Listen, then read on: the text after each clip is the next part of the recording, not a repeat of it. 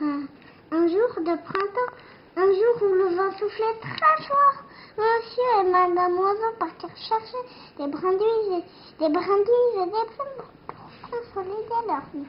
À leur retour, quelle surprise! Un œuf énorme les attendait.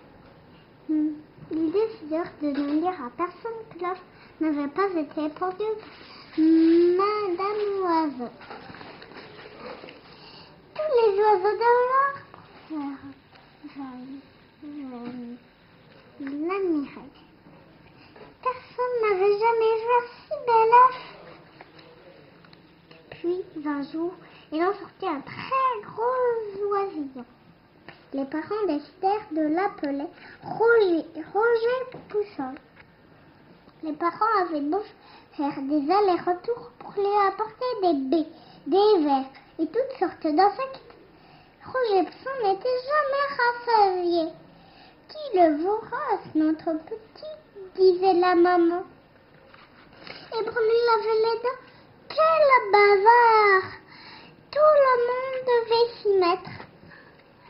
Quand vint le temps de gazouiller, tous les petits se mirent à gazouiller gaiement, tous sauf Roger Poussin.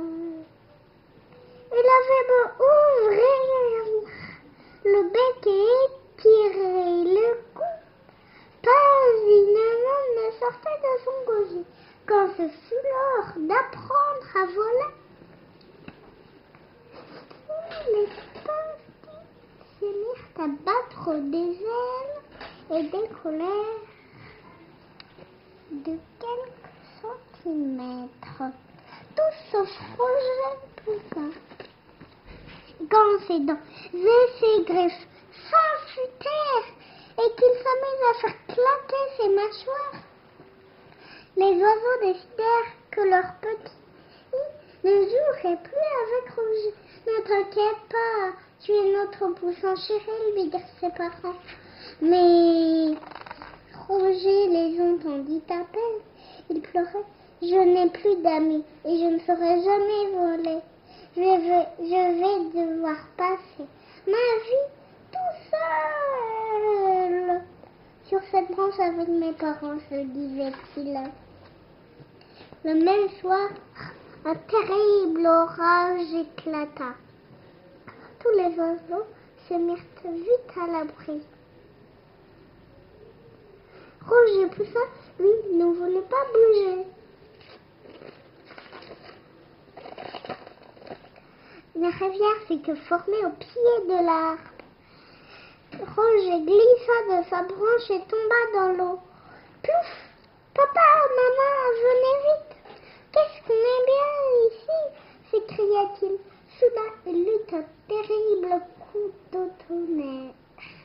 Roger leva la tête et vit un éclair immense fendre l'arbre en deux.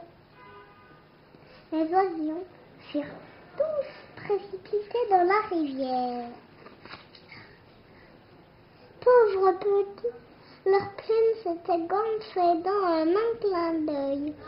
Impossible pour leurs parents de les soulever. Roger vit le tronc d'arbre qui flottait tout près. Il fonça comme un bolide vers les oisillons. Il repêcha un à un tous les petits. Vous êtes sauvés, soupira-t-il. Mais les oisillons semblaient terrifiés. Roger se retourna et comprit. Arrêtez, cria-t-il au crocodile. Ne mangez pas. Les tigres, c'est le chef croco. Ce sont les oiseaux de notre souper. Où as-tu donc la tête, petit crocodile? Alors donc, je suis un crocodile, se dit Roger. Mais il n'avait pas le temps d'y penser maintenant. L'heure était trop grave. Il réfléchit très fort et lui vint une idée. Il s'avança courageusement sur les grands crocodiles. Vous avez vu dans quel état sont vos dents, leur dit-il. C'est épouvantable. Vous ne les lavez donc jamais. Vous savez que vous risquez d'avoir des caries et qu'ensuite vos dents vont toutes tomber. Les crocodiles se regardèrent très inquiets. Quoi? Nos dents viennent tomber? Mais c'est affreux! J'ai peut-être une solution, dit tranquillement Roger. C'est ainsi qu'une grande amitié naquit entre les deux tribus. Depuis ce jour, il n'est pas rare d'apercevoir des oiseaux dans la gueule des crocodiles sans que jamais un seul ne se fasse avaler. Et tu allumes le flash? Il n'y a pas de flash pour les vidéos. Ah. Et voilà. Bravo ma chérie. Il n'y a pas de quoi? Le flash pour